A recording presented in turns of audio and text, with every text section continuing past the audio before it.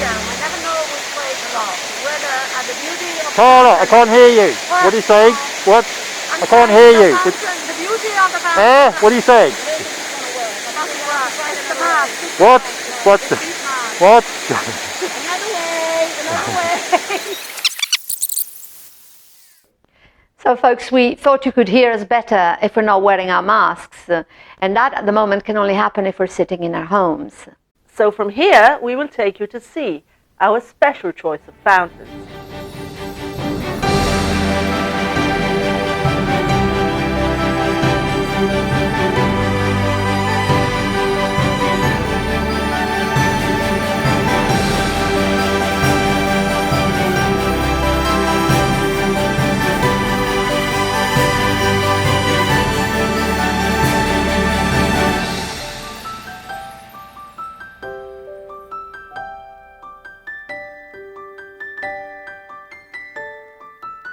And so, as we were saying, whenever we come up here, we're never quite sure where to look, whether to focus on the beauty of the fountain or whether to turn to the splendor of Rome that opens up in front. The Fontana dell'Acqua Paola, that's the name of this fountain. It's the name of the Pope of the Borghese family, Paul V. And you can see his name up there, look, at the top, on the inscription. Yes, but you can tell the Borghese connection also because of all the family symbols, Yes. the dragons and the eagles. Dragons and eagles are even on these little columns that mark the perimeter of the fountain. Have you noticed all the beautiful coloured marbles as well? Most of it is actually reused From Roman monuments. Yeah, from Roman monuments. They say that some of it actually comes from the old Basilica of St. Peter's. Yes, that was the practice in their day. Yes. And the fountain was built in 1612 as a water celebration, a water display. La mostra d'acqua. Una mostra d'acqua, we say in Italian. Basically to mark and again celebrate the arrival of water in the city because of the fixing of an ancient aqueduct built by Romans and restored by the Borghese Pope. By the 3rd century after Christ, ancient Rome was supplied by 11 aqueducts to carry fresh and clean spring water from the hills and from the mountains outside. Roman citizens had actually plenty of water for their everyday life activities. At the collapse of the empire, the aqueducts fell to ruin, and some were destroyed by the invaders, and the city had to go back to drinking the mostly unhealthy local water. In Renaissance times, with the increase of the population, some of the ancient aqueducts started being fixed, and sometimes new fountains celebrated these restorations. And the most famous fountain of Rome, the Trevi Fountain, was built for exactly the same reason, the fixing of an ancient aqueduct. Over 100 years after this one, Yes. the Acqua Paola was built. And until aqueducts were restored in papal times, you would often see the acquaroli or acquaricciari around the streets of Rome. They took water from public fountains and sold it door to door around the city.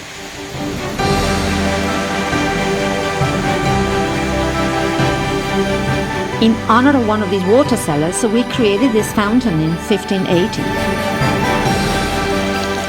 It was then that it was created as a public drinking fountain, later known as il facchino, which means the porter, because of that barrel that is carried. Oh, yes. The face appears to be particularly disfigured because street urchin used it as a target when they thought it looked like somebody that locals at that time considered a terrible person, a man called Martin yes. Luther.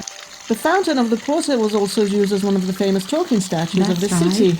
Yeah, on these statues scattered around the street corners, anonymous protesters would hang signs expressing, often in rhyme, their dissent towards the papal government and the local administrators, often belonging to the noble class.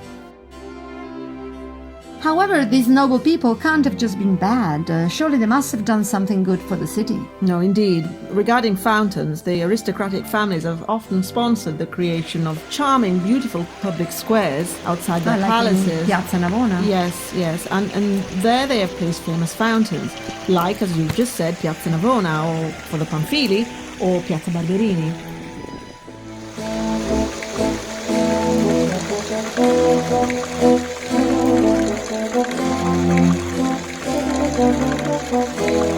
But I think that the Mattei family managed to perform the biggest trick.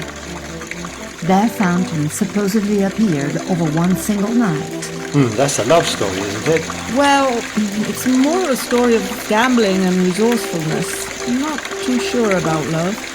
The Matei Duke was engaged to a wealthy local girl, and he gambled with his future father-in-law and lost most of his fortune. The father of the bride was a practical businessman, and at this point he actually objected to the marriage, yes. So the Duke decided to take a huge risk and gambled his already lost assets and the girl's hand against the promise of building a fountain outside the house just in one night. And so it was that one evening the Duke invited a businessman to dinner at his palace here, located right at the very heart of the city. And after the meal, he took him to a window and, lo and behold, there stood the charming fountain, water and all, which had not been there the night before. This is what a Matei can do even when penniless, the Duke is reported to have said. And was the father-in-law impressed? Impressed and convinced, and they all lived happily ever after. Well, the daughter of the businessman was actually devastated, a pawn of dispute. So when she did marry the Duke, she had the window of the palace bricked up so she would never have to look at the fountain which had forced her into this unwanted marriage again. And by the way, apparently the fountain had been planned in advance. That's a trick. Yes, of course, the pipes were already in the ground and the upper parts only waiting to be assembled. Well, apart from this delightful legend, what we actually know of this jewel of a fountain is that it was built between 1581 and 1588 by Taddeo Landini upon Giacomo della Porta's design, and later embellished with those turtles, maybe designed by Gian Lorenzo Bernini. We'll have to have a drink as we sit by this fountain and we listen to the water trickling down. Salute! Salute.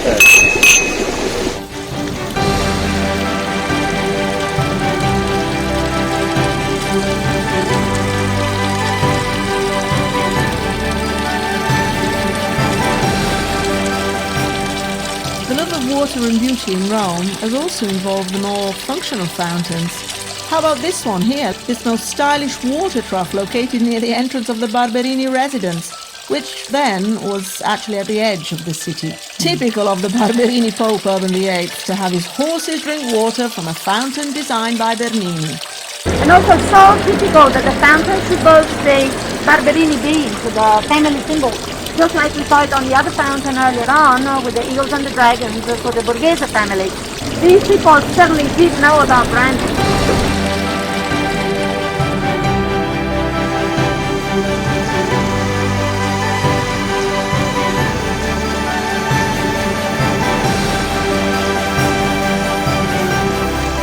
The Barberini Pope also branded the fountain of the Barcaccia, which literally means the bad boat or barge. This one designed by Bernini Senior, Pietro Bernini, the father of the more famous Gian Lorenzo. Are we sure? Yeah, according to many art historians, the contribution of Gian Lorenzo is clearly shown by the originality of the design. The fountain was completed about 100 years before the famous stairway was built, which later identified the area, the so-called Spanish Steps. The fountain itself often disappears from sight because the steps are so overwhelming, and also because people, locals or visitors in the same way, enjoy lingering or sitting right there. As you can see, it is built below street level, a clever solution which was conjured by the Berninis to solve the problem of low water pressure that apparently is present in this area.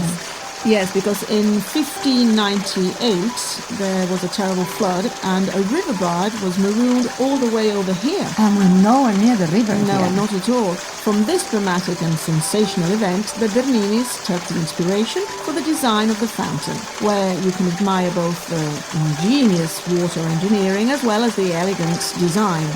Remember, both father and son were sculptors before anything else. You can drink out of most of the monumental fountains of Rome from the spouts on the side. Even the Trevi Fountain has one of these spouts. The water flowing in the central basin, however, is mostly recycled. Today the water may be recycled, but in the past, the fountains of the city centre were mostly fed by the aqueduct known as Aqua Virgo, the virgin water, originally built 2,000 years ago. Yes, this is the only one of the aqueducts of antiquity to stay in use throughout the Middle Ages, since it reached the only area of the ancient city where people continued to live. The love of water and beauty did not finish with the unification of Italy. In the 1920s, the local administration commissioned architect Pietro Lombardi to create a number of minor drinking fountains to be located in the local neighborhoods of Rome. And Lombardi had the brilliant idea to recall in each of them, there is a total of 10, the peculiarity, the traditions, the chief activity of the relative neighborhood.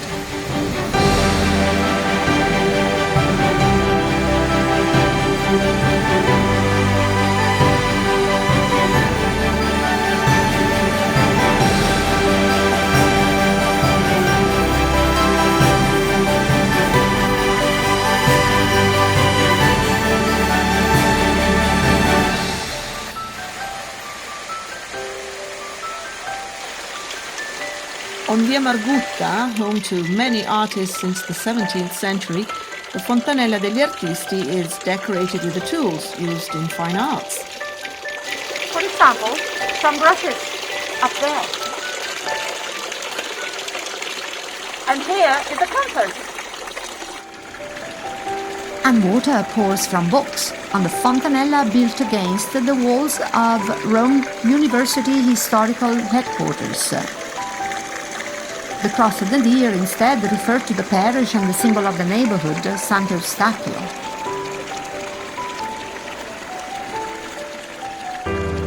Right outside St. Peter's Square, you can drink the water spouting from papal tiaras, the traditional crown worn by popes in the past. Well, actually, the water's coming out of the papal keys. And in the down-to-earth district of Testaccio, the stylish amphoras of this fontanella recall the vessels in which goods were transported in Roman times by barges sailing up the river and unloaded in the port located nearby. It was an area of warehouses in antiquity, but it's home to a very lively local food market today. This city fell in love with water a long time ago, possibly from the beginning of its recorded history when most of its territory was marshland which the Romans managed to drain. It may be that we love water so much because we still perceive the flow of the underground rivers, or because of the proximity to the Mediterranean Sea. Yeah, not to mention the fact that not too long ago, Rome was the Mediterranean Sea. Well, 4 million years ago. Oh, that's true. Well, how about Romulus and Remus, the legendary founders of Rome? Yes, that is true, because of course the river Tiber saved them from the wrath of their uncle. You can't keep us Romans too far from water for too long. In fact, as soon as we can, we run away to the nearby beaches. Yes, we love our wine, but don't keep us away from the flowing water for too long. But wait a minute. Wait a minute. We can't possibly finish without mentioning our humble, somewhat ugly, and yet beloved Nasone. These are the familiar small drinking fountains of the city, the ones popping up from many street corners, providing such a relief for during a hot summer day. There are around 2,500 in the whole city, originally designed as far more stylish at the end of the 1800s with water pouring from dragon heads, but later replaced by a very ordinary iron spout in which local imagination has seen a Nasone or big nose. Yeah.